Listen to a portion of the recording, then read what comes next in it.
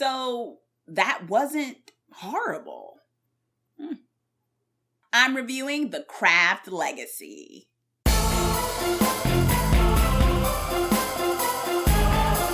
Hey Twisted People, it's your Twisted Girl Next Door here, and today I am doing a spoiler-free review of The Craft Legacy. Now the way it goes is I give you my pros, cons, trigger warnings, my emotional carnage damage report, aka how is this movie going to make you feel, and finally my twisted final grade. A group of high school students form a coven of witches. The Craft Legacy is a sequel to the 1996 film The Craft.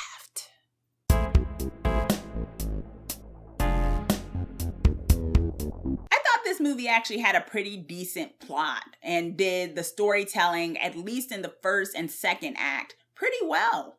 Okay, so full disclosure is that I do not think the original Craft is like the holy grail of witch movies. And I feel like I should point that out because I know that The Craft has a very large cult following when it comes to, or a cult following when it comes to the movie itself. And I know because when the reboot, or I should say the sequel, was announced, there was some pushback towards it. As with any, movie or series from many people's childhoods, there's always this kind of idea that no one's ever going to be able to match or do justice to the original. So there's a little bit of bias there, and yes, it was like that a little bit online, just looking at people's reaction to it. But I think because of the fact that I didn't think that the original Craft was like this untouchable movie, I went into this kind of open to what they could possibly do with this sequel, some odd 20-something odd years later. The plot actually works. The plot is very similar to the original, right? A girl comes into town and meets some new friends, and those friends happen to be witches. Oh my gosh.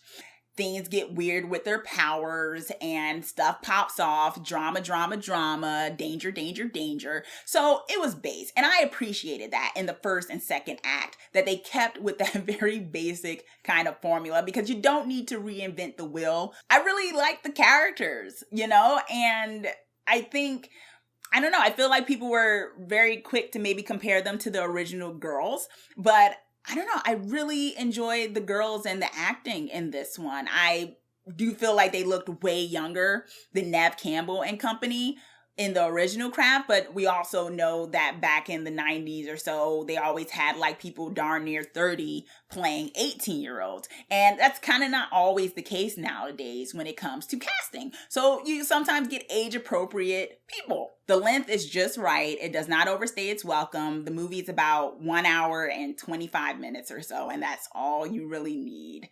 I actually liked the social commentary of this film. Now, you may or may not have heard some things about this film that it's like anti-male and anti-patriarchy man type stuff and social justice warrior type of film, and oh my gosh, what even, right?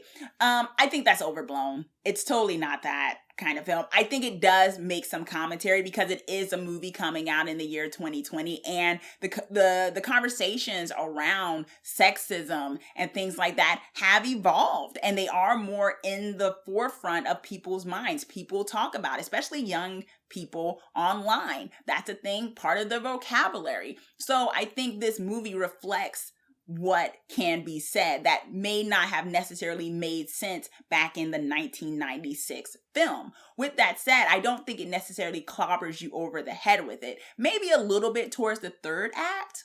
A lot of the dialogue was actually quite good in the first and second act.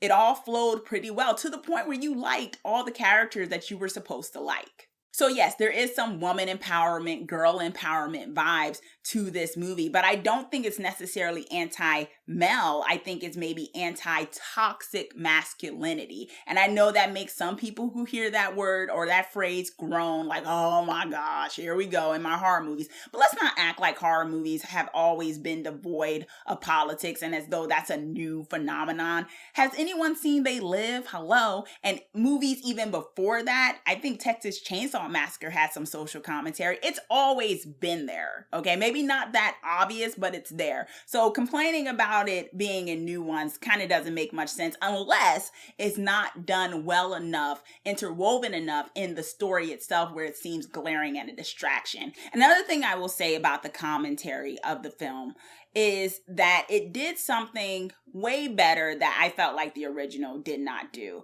Where, to me, and maybe this is controversial, I thought the person who was supposed to be the heroine in the first one wasn't really that much of a heroine, and I thought who ended up kind of becoming the villain kind of got the short end of the stick and was wrongfully, put into an insane asylum, which really sucked, I felt like.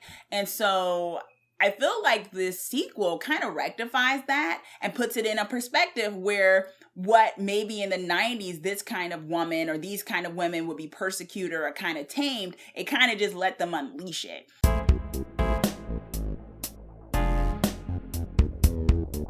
This movie lacked edge. That's the one thing I will say about the 90s kind of grunge sort of era where things just seemed, I don't want to say dirty, I want to say gritty, maybe, and I think this movie felt really polished, and maybe that's fine to a certain degree, but I think because it was kind of very polished, very Instagrammable, that it took away from the underlying darkness that the original movie had, or any underlying darkness, even if you haven't watched The Craft before, and you don't really have to watch that movie in order to understand this one at all, but it did lack a certain darkness to it that would make it have a little bit more oomph when it did try to maybe scare you a little bit or make you feel on edge, and I felt like that lacked. There are some plot holes, particularly in that third act. I don't know what happened with that third act. I feel like maybe they realized they only had like 20 minutes left, so they didn't want to extend on some stuff, but some stuff just came out of left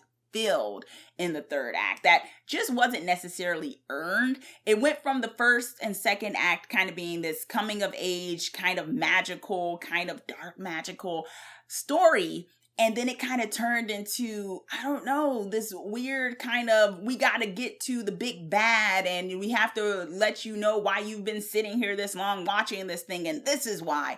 But it wasn't necessarily earned, so it felt a little rushed, and because of that, there are plot holes. The CGI is hit and miss. There are times with the magic where it works, and then there are times that it does not. The one trigger warning in this film is bullying.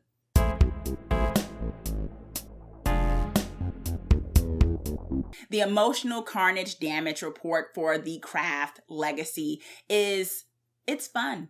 It's a cute film. It has a lot of melodrama, and maybe if you've ever felt like you were a out of place sort of young person that didn't fit in with the mainstream crowd, you may feel some type of way about that, but there's nothing too deep. Not necessarily a bad thing. It's a fun witch movie. My twisted final grade for The Craft Legacy is B-. Okay, twisted people, so that is my spoiler-free review of The Craft Legacy. Let me know if you watched The Craft Legacy. Let me know if you thought that this one was a better installment, if it didn't need to be made at all, if you enjoyed it. What did you feel about the original Craft? Do you think it is the holy grail of witch movies? Am I completely wrong in not feeling that way? Let me know, comment down below, and also be sure to subscribe so that you are the first to know when I post my videos. Thanks for watching. Let's get creepy together.